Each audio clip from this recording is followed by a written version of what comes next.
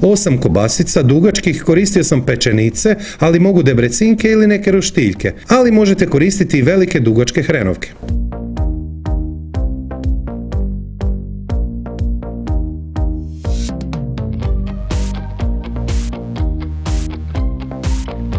Jedna glavica luka, par minuta, 25 grama senfa,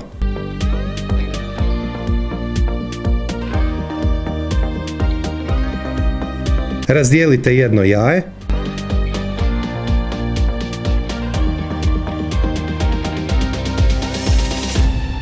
malo papra, prstohvat soli,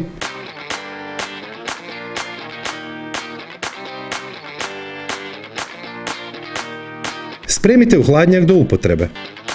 350 ml, to je 3,5 decilitra mlijeka. Jedna velika žlica jabučnog octa ili soka limuna.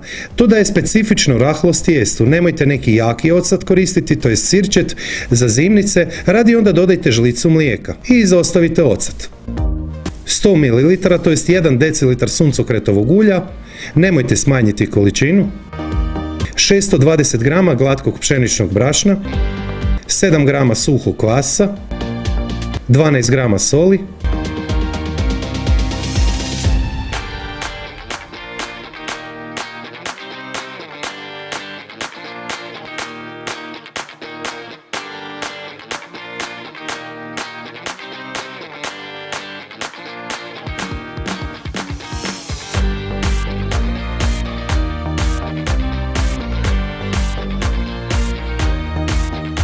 dobiti ćete prilično tvrdo, ali neljepljivo tijesto, kao što vidite, takvo mora biti kod ovog recepta.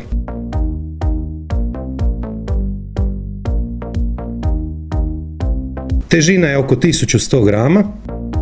Ostavite prvo 45 minuta na sobnoj temperaturi, pa podijelite na 8 jednakih loptica.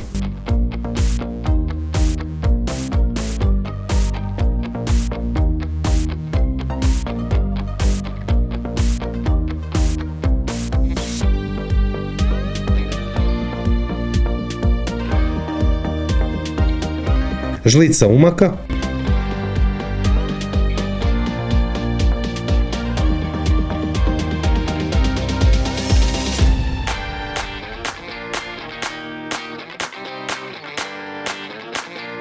poslažite na papir za pečenje koji se nalazi na rešetki od pečnice. Ne treba vam tepsija, to je protvan. Premazati razmućenim bjelanjkom i posipati sjemenkama sezama. E sad, zanimljivo je da što dulje ovako stoji, to će biti boljeg okusa. Možete ostaviti najmanje 30 minuta prije pečenja ili najdulje 4 do 5 sati, što je idealno ako vam kasnije recimo dolazi društvo, na primjer, pa samo ispečete kad svi ogladnite. Pecite 15 minuta na 210 stupnjeva, to je do željene boje, s uključenim gornjim i donjim grijačima. S ventilatorom na vrući zrak pecite koju minutu kraće na istoj temperaturi.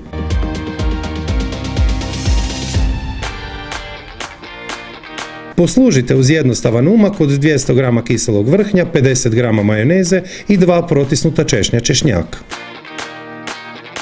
Ispod svakog mog videa je pisani recept, popis sastojaka, postupak redom korak po korak i preporuke za slične pristupačne recepte.